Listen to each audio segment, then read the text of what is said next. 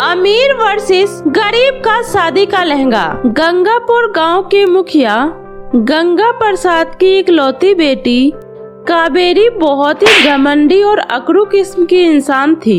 इसीलिए वो गांव की सभी लड़कियों के सामने अपने पैसों को लेकर बहुत घमंड किया करती थी। और उन्हीं सब में एक लड़की थी काव्या, जिसके पिता गौरी शंकर मुखिया के ही खेतों पर काम किया करते थे, क्योंकि वे लोग बहुत ज्यादा गरीब थे और उनके पास अपनी खेती भी नहीं थी।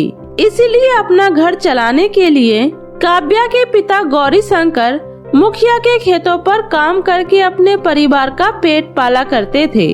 बस इसी वजह से कावेरी हमेशा काव्या पर अपना हुक्म चलाया करती थी और बेचारी काव्या को मजबूरी में आकर उसकी सारी बातें माननी पड़ती थी। ऐसे ही आज भी। अरे ओ काव्या, जल्दी बाहर आ, मैं तुझे कब से आवाज लगा रही हूँ।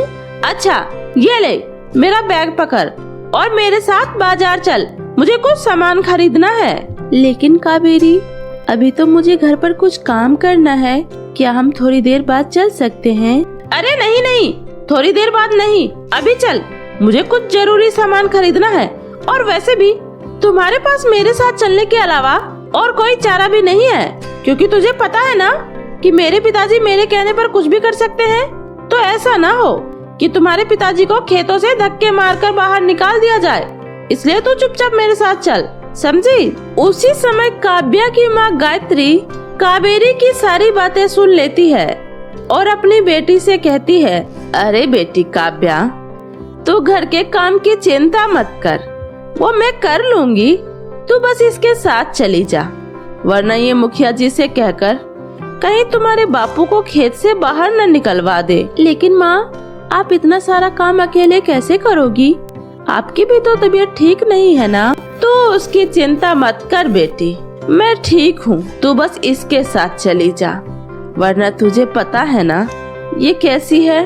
ठीक है माँ, लेकिन आप घर का काम कोई भी मत करना, मैं आकर सारा काम कर दूंगी। इस तरह कावेरी काव्या के ऊपर अपना हुक्म चलाकर उसे अपने साथ कहीं भी ले जाया करती थी और उसकी बातें मानकर उसके साथ जाना काव्या की मजबूरी थी, जिसका कावेरी हमेशा फायदा उठाया करती थी। अरे काव्या, अब तो शाम होने वाली है, अब तो घर चलो, घर पर माँ मेरा इंतजार कर रही होगी। ओफो, अरे इतनी भी क्या जल्दी है, जरा रुको यहीं, मुझे अभी सामने की दुकान से कुछ चूड़ियाँ और खरीदनी है। इतना कहकर कावेरी काव्या को अपने साथ चूड़ियों की दुकान में ले जाती है और कहती है, अरे भैया, ये स्टोन वाली चूड़ियाँ कितने की है? 50 रुपया दर्जन है। अच्छा, एक काम करिए, आप इस वाले और इस वाले के 2-2 दर्जन सेट मुझे दे दीजिए। देखो काव्या, अच्छे लग रहे हैं ना मेरे हाथों में? हाँ हाँ कावेरी, बहुत सुंदर लग रहा है, ले लो। सुंदर तो लगेगा ही, आखिरकार गांव के मुखिया की इकलौती बेटी जो हूँ, इसलिए मुझ पर तो सब कुछ ही अच्छा लगता है। और तुझे पता है मेरे पिताजी ने मेरी शादी के लिए कितना कुछ सोच रखा है। और हाँ, कल मुझे लड़के वाले देखने आ रहे हैं, हमारे ही बगल वाले गांव के जमींदार के बेटे हैं। सुना है वे लोग हमसे भी ज्यादा अमीर हैं और पिताजी कह रहे थे मैं उनके घर जाकर राज करूंगी, राज। लेकिन पता नहीं मैं तुझे ये सब बातें क्यों बता रही हूँ, क्योंकि तू तो एक गरीब किसान की बेटी है ना, और तेरे पिता हमारे खेतों में काम करते हैं। तुझे भला ये सब बातें क्या ही समझ में आएगी, क्योंकि तेरी शादी तो इसी गांव के किसी गरीब किसान के बेटे से कर दी जाएगी। इसलिए मैं सोच रही थी, अगर मेरी शादी उस घर में हो जाएगी तो मैं अपने पति से कहकर उन्हीं के घर के किसी नौकर के साथ तेरी शादी करवा दूंगी। और तू मेरे ससुराल में रहकर आराम से मेरी सेवा करना। कावेरी की ऐसी बातें सुनकर काव्या उससे कुछ नहीं कहती, क्योंकि उसे पता था कावेरी का व्यवहार ऐसा ही है।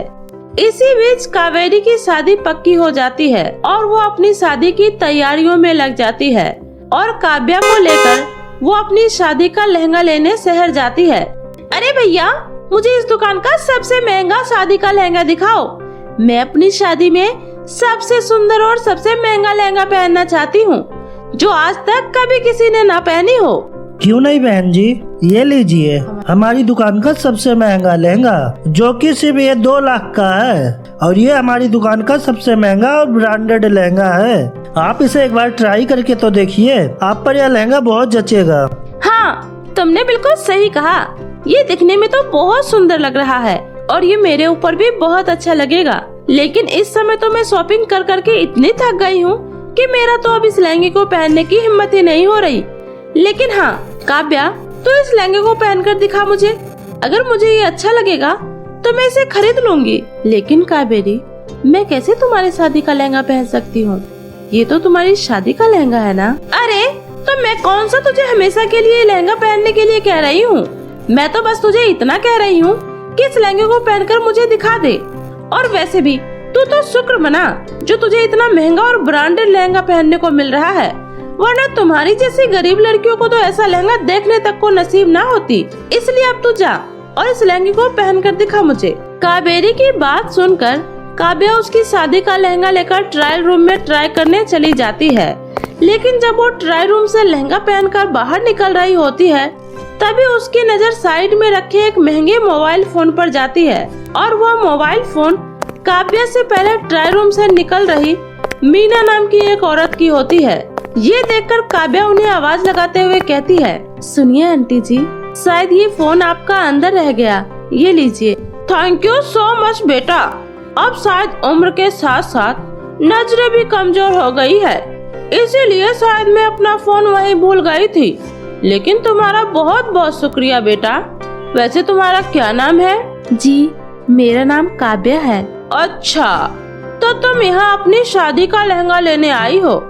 और सच बताऊं, ये ब्राइडल लहंगा तुम पर बहुत अच्छा लग रहा है। अरे नहीं नहीं आंटी जी, ये लहंगा मेरा नहीं है, वो मेरे गांव की मुखिया जी की बेटी कावेरी की शादी है और उसी का लहंगा लेने हम शहर आए हैं। लेकिन वो शॉपिंग करके बहुत ज्यादा थक गई थी, इसलिए उसने मुझे बोला कि मैं ये लहंगा पहनकर उसे दिखा दूं। बस वही पहनकर देख रही थी, तभी मेरी नजर आपके मोबाइल फोन पर चली गई। अच्छा, वैसे कौन से गांव से आई हो बेटा तुम? जी, वो मैं गंगापुर से आई हूँ आंटी जी। क्या, गंगापुर गांव से? अरे वहाँ के जमींदार से तो मेरी बहुत अच्छी जान पहचान है। चलो कोई बात नहीं, मुझे तुमसे मिलकर बहुत अच्छा लगा। उसी समय कावेरी वहाँ पे गुस्से में आती है और काव्या से कहती है, क्या बात है काव्या, तेरा तो मन मेरी शादी के लहंगे को उतारने का कर ही नहीं रहा, तभी तो तू इतनी देर से मेरी शादी के लहंगे को पहनकर घूम रही है और मैं वहाँ कब से तेरा इंतजार कर रही हूँ। अरे तू बार बार अपनी औकात क्यों भूल जाती है? तो जैसी गरीब लड़की के लिए इतना महंगा लहंगा पहनना सिर्फ एक सपना है, और ये सिर्फ मैंने तुझे 2 मिनट के लिए पहनने को कहा था, न कि इसे पहनकर घूमने के लिए। इसलिए अब जल्दी से इसे बदल करा, समझी? मीना वही खड़ी ये सब कुछ देख रही होती है कि कावेरी किस तरह काव्या से बदतमीजी से बात कर रही होती है, और वही काव्या की आंखों में शर्म और अपमान की वजह से आंसू आ जाता है और वह चुपचाप ट्रायल रूम में लहंगा चेंज करने के लिए चली जाती है। ऐसे ही अगले दिन जब काव्या तैयार होकर कावेरी के घर जाने वाली होती है, उसी समय उसके घर के सामने एक बड़ी और महंगी गाड़ी आकर रुक जाती है। उसमें से मीना अपने बड़े बेटे सिद्धार्थ को लेकर निकलती है। तभी काव्या कहती है, अरे आंटी जी, आप यहाँ, और आपको मेरे घर के बारे में कैसे पता चला? इतना कहकर काव्या उन सबको अपने घर के अंदर ले जाती है और कहती है, माँ, ये मीना जी हैं जो कल मुझे लहंगे की दुकान में मिली थी, जिस दुकान से कावेरी ने अपनी शादी का लहंगा लिया है। नमस्ते बहन जी, माफ करना, हम यहाँ बिना बुलाए चले आए, लेकिन क्या करती, कल काव्या से मिलने के बाद मैं इसे भूल ही नहीं पाई, और जब मैंने इसके बारे में अपने बेटे को बताया तो उसे भी काव्या का स्वभाव बहुत पसंद आया। इसलिए बहन जी, मैं काव्या को अपने घर की बहू बनाना चाहती हूँ, इसलिए आपके घर आपकी बेटी का हाथ मांगने आई हूँ। तो बताइए, क्या आपको ये रिश्ता मंजूर है? उस समय काव्या के माता पिता की खुशी का कोई ठिकाना नहीं होता, क्योंकि शहर के इतने बड़े और अमीर परिवार के साथ अपनी बेटी का रिश्ता होता देख उन लोगों को अपनी आंखों पर विश्वास नहीं हो रहा था। और मीना के बेटे को भी काव्या पसंद आ जाती है, क्योंकि काव्या भले ही गरीब थी, लेकिन वो दिखने में बहुत ही ज्यादा सुंदर थी। और इस तरह काव्या और सिद्धार्थ का रिश्ता तय हो जाता है। और कावेरी के शादी के कुछ दिन बाद ही काव्या की भी शादी होती है और कावेरी अपने पति के साथ काव्या की शादी अटेंड करने आती है। और उसी समय मीना कावेरी से कहती है, अरे आओ बेटा, इधर आओ, अपनी दोस्त से नहीं मिलोगी? और बताओ कैसा लग रहा है हमारी बहू का लहंगा? पूरे 5 लाख की है। वैसे तुम्हारा लहंगा कितने का था? वो आंटी जी, मेरा लहंगा थोड़ा इससे कम का था, सिर्फ 2 लाख रुपए का था। अच्छा आंटी जी, अब मैं चलती हूँ, वो शायद मेरे हस्बैंड मुझे बुला रहे हैं। इतना कहकर कावेरी नजरें झुकाकर वहाँ से चली जाती है और उसका घमंड टूटकर चकनाचूर हो जाता है, क्योंकि जिस इंसान को वो हमेशा नीचा दिखाती रहती थी, आज वह उससे भी बड़े घर में शादी करने जा रही होती है और उससे भी महंगा शादी का लहंगा पहनकर। जादुई लिपस्टिक के पेड़ का जादू। रौनकपुर गांव में अनुराधा का खुशहाल परिवार था। अनुराधा की एक बहुत ही प्यारी बेटी थी कंचन। कंचन दिखने में बहुत ही ज्यादा सुंदर थी। अनुराधा बहुत ही दयालु और नेक दिल महिला थी। एक बार की बात है, दोपहर का समय था और सभी लोग सो रहे थे। तभी अनुराधा के घर का डोरबेल बजा। जब उसने दरवाजा खोला तो देखा कि एक बहुत ही विचित्र महिला उसके सामने खड़ी है। बहन जी, प्लीज मेरी मदद कीजिए, मेरे कार का एक्सीडेंट हो गया है, प्लीज मेरी मदद कीजिए प्लीज। देखिए, घबराइए नहीं, मैं अभी आपके साथ चलती हूँ। अनुराधा उस महिला के पीछे पीछे चल देती है। तभी उसे एक लड़की घायल अवस्था में रोते हुए सड़क के किनारे दिखाई देती है। बेटा, आप यहाँ रो क्यों रही हो और आपको ये चोट कैसे लगी? आंटी, मैं अपने मॉम डैड के साथ अपने होम टाउन घूमने जा रही थी, पर पता नहीं कैसे कार का ब्रेक फेल हो गया और कार खाई में गिर गई। मुझे तो मेरी मॉम ने किसी तरह विंडो से बाहर धक्का दे दिया, लेकिन उनकी कार इस खाई में गिर गई। मेरे मॉम डैड मुझे छोड़कर चले गए आंटी।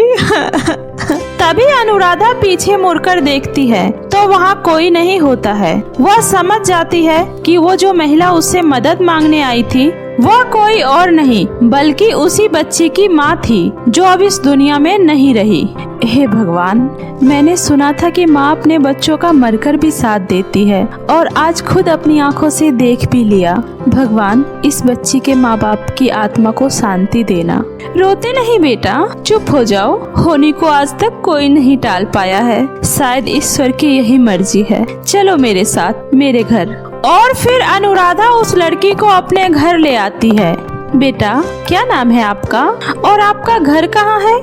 मेरा नाम आयशा है और हम सब चेन्नई से इंडिया अपने होम टाउन घूमने आए थे और हमारा एक्सीडेंट हो गया। आंटी, हमारा इस दुनिया में अपने मॉम डैड के अलावा कोई नहीं था और अब वो हमें छोड़कर चले गए। आंटी, ऐसा नहीं कहते बेटा, जिसका कोई नहीं होता है उनका ऊपर वाला होता है। सब कुछ उन्हीं के मर्जी से होता है। वैसे तुम मुझे मेरी बेटी कंचन की तरह ही लगती हो। तुम अब से यही हमारे साथ रहना और खबरदार, जो खुद को अकेला समझा तो आज से हम सब तुम्हारे अपने हैं। अब रोना बंद करो। आयशा अनुराधा के गले से लग जाती है। तभी कंचन स्कूल से आती है। अरे अरे, तुम कौन हो और इस तरह मेरी माँ से चिपक कर क्यों बैठी हो? माँ, ये लड़की कौन है काली हफ्सी सी? ये आयशा है बेटी, और आज से ये हमारे साथ ही रहेगी। इसका इस दुनिया में कोई नहीं है, तो मैं इसे अपने साथ अपने घर ले आई। वाह माँ, आपने तो अच्छा खासा इस घर को अनाथ आश्रम बना दिया है। कोई नहीं है तो घर लेकर आ गई। अरे, इस दुनिया में अनाथ आश्रम नाम की भी कोई चीज होती है? मैं कहती हूँ ये कल्लो यहाँ नहीं रहेगी। कंचन, ये क्या तमीज है किसी से बात करने का? मैंने तुम्हें यही सिखाया है। और ये कल्लो या हफ्सी नहीं है, इसका नाम आयशा है और ये अब से यहीं रहेगी। कान खोलकर सुन लो, ये मेरा आखिरी फैसला है, समझ गई? और आयशा से तमीज से बात करना, वो उम्र में तुमसे बड़ी है। कंचन गुस्से से वहाँ से चली जाती है। इसकी बातों का बुरा मत मानना बेटा, ये मेरी बेटी कंचन है। लाड प्यार में कुछ ज्यादा ही बिगड़ गई है। अच्छा चलो, तुमने कुछ खाया भी नहीं होगा, जल्दी से हाथ मुंह धो लो, मैं तुम दोनों के लिए गर्मा गर्म खाना लगाती हूँ। और फिर आयशा और कंचन एक ही टेबल पर बैठकर लंच करते हैं। कंचन बेटा, आयशा को भी अपने साथ जरा बाहर लेकर जाओ, थोड़ा घूम लेगी। जाओ बेटा। माँ, कल से मेरा एग्जाम है, मुझे उसकी तैयारी करनी है, मैं पढ़ाई करने जा रही हूँ। ओफो, कब से क्वेश्चन सॉल्व करने की कोशिश कर रही हूँ बट हो ही नहीं रहा। ओह गॉड, क्या करूँ? कंचन, कौन सा क्वेश्चन सॉल्व नहीं हो रहा मुझे बताओ, मैं ट्राई करती हूँ। तुम कभी स्कूल भी गई हो? बाय द वे, ये क्वेश्चन है, ये तो बहुत ही आसान है। ये देखो, इसको इससे डिवाइड करेंगे, इक्वल टू इतना आ गया, फिर इसे इससे मल्टीप्लाई कर देंगे और ये रहा हमारा फाइनल आंसर। अरे वाह, मैं अब समझ गई, वैसे मुझे पहले से ही पता था। आयशा मुस्कुराते हुए वहाँ से चली जाती है। ऐसे ही दिन बीतने लगते हैं। फिर एक दिन कंचन जब स्कूल जा रही होती है तभी उसकी माँ कहती है, आयशा को भी अपने साथ स्कूल ले जाओ बेटा। व्हाट? ये मेरी स्कूल जाएगी? हाँ बेटा, ये आपके स्कूल में ही पढ़ेगी। प्रिंसिपल से मेरी बात हो गई है, स्कूल में आज आयशा का टेस्ट है, अगर टेस्ट में पास हो गई फिर एडमिशन भी हो जाएगा। वैसे पास तो हो ही जाएगी, तुमसे ज्यादा इंटेलिजेंट जो है पढ़ाई में। अब मेरा मुंह क्या देख रही हो? ले जाओ और दोनों बहन साथ ही घर आना। माँ भी ना, पता नहीं किस आफत को मेरे गले में बांध दी है। अब चलिए महारानी, स्कूल। स्कूल में सभी बच्चे आयशा को देखकर हंसने लगे, क्योंकि आयशा बाकी लड़कियों की तरह नहीं थी, वह साउथ इंडियन थी। उसका रंग काला और लिप्स मोटे थे। अरे कंचन, आज ये तो किस नमूने को अपने साथ स्कूल लेकर आई है, एकदम कार्टून लग रही है। अरे इस कार्टून को तो हमारे टाइम पास के लिए स्कूल लेकर आई है। देखो, मैं कोई कार्टून या टाइम पास के लिए नहीं आई हूँ, मैं यहाँ पढ़ाई करने के लिए आई हूँ, और आप लोग भी अपने पढ़ाई पर ध्यान दो तो बेहतर होगा। अरे तेवर तो देखो इस कल्लो की, अगर सुंदर होती फिर पता नहीं क्या करती। हो आई बरी, आज ही टेस्ट में पता चल जाएगा। टेस्ट देकर एडमिशन लेना हर किसी के बस की बात नहीं है। कुछ देर बाद टीचर आती है। टीचर आयशा का टेस्ट लेते हैं और टेस्ट का पेपर देखकर बहुत ही खुश होते हैं। आयशा बेटा, तुम स्कूल की बहुत ही होनहार लड़की हो, तुम्हारे 100 में से 100 मार्क्स आए हैं। वाह, तुम्हारा एडमिशन हो गया। कल से सारी बुक्स और बाकी की चीजें लेकर स्कूल आ जाना।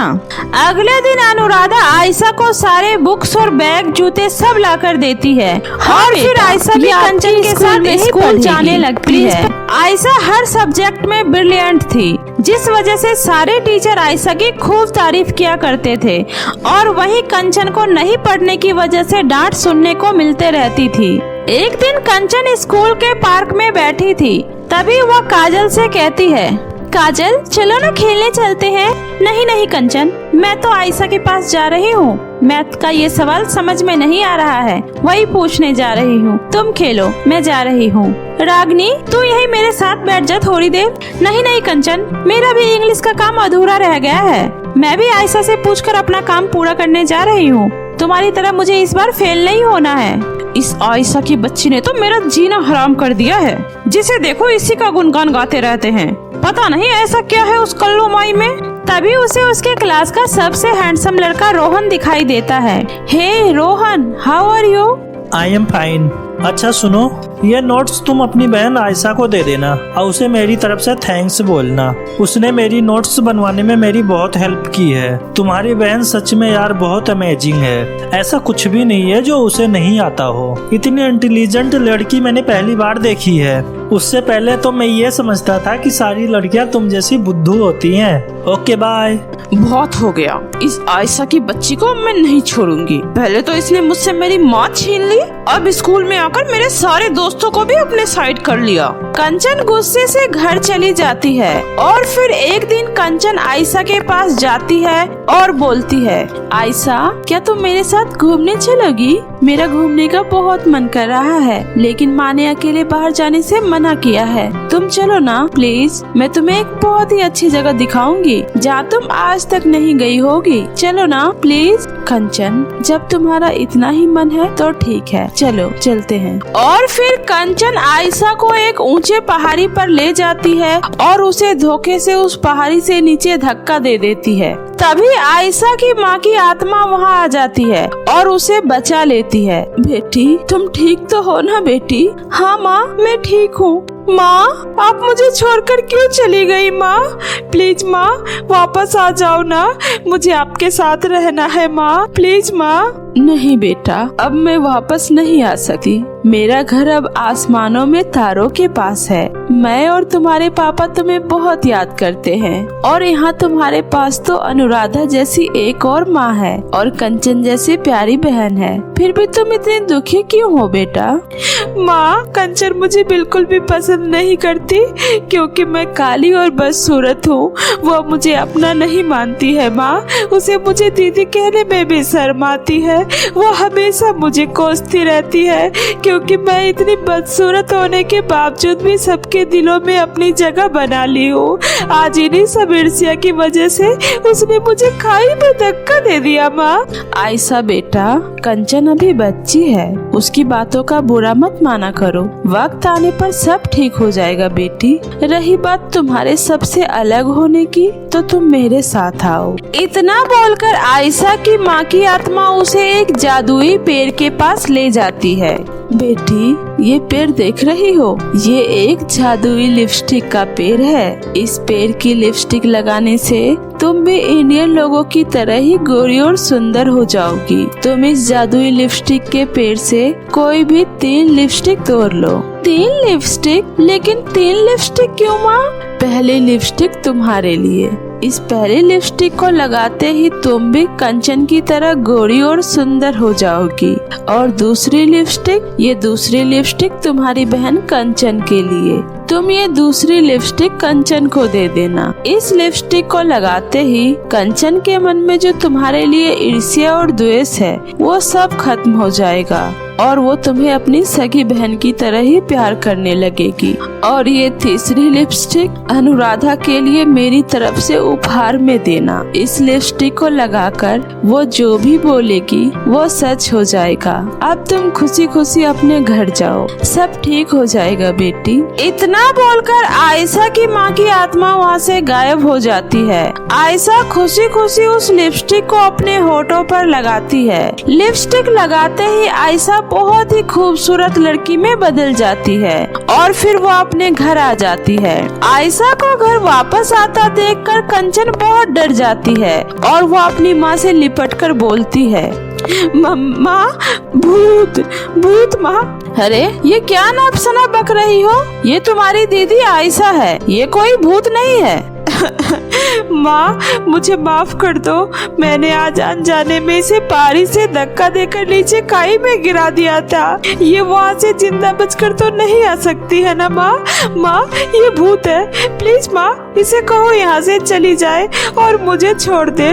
माँ, मुझे बचा लो माँ, वरना ये मुझे मार डालेगी। प्लीज माँ। तूने आयशा को मार डाला? अरे तू मेरी बेटी होकर ऐसा कैसे कर सकती है? तू मेरी बेटी नहीं हो सकती, निकल जा मेरे घर से। माँ, प्लीज मुझे माफ कर दो। गुस्से में आकर मैंने ऐसा कर दिया। मुझे इस बात का बहुत अफसोस है माँ, प्लीज मुझे माफ कर दो। आंटी, कंचन को माफ कर दीजिए और मैं कोई भूत नहीं हूँ, मैं जिंदा हूँ। फिर आयशा अनुराधा को सारी बातें बताती है और उस जादुई लिपस्टिक के पेड़ के बारे में भी बताती है। देख, तूने जिस बहन को मरने के लिए पहाड़ से नीचे धक्का दे दिया था, वो बहन तुम्हारे बारे में कितना सोचती है। ये ले, ये लिपस्टिक तुम्हारे लिए है, इसने अपने होठों पर लगा ले। और फिर कंचन उस लिपस्टिक को अपने होठों पर लगाती है और फिर अपनी बहन आयशा को गले से लगा लेती है। आयशा दीदी, मुझे माफ कर दो दीदी, प्लीज दीदी, मुझसे बहुत बड़ी गलती हो गई, मुझे माफ कर दो। और फिर अनुराधा तीसरी लिपस्टिक को अपने होठों पर लगाकर बोलती है, हे जादुई लिपस्टिक, हमारी सारी गरीबी को दूर कर दो और हमें खुशहाल कर दो। हमें इतना दे दो जिससे हम खुशी खुशी अपना गुजारा करें और दूसरे गरीब और बेसहारा लोगों की भी मदद कर सके।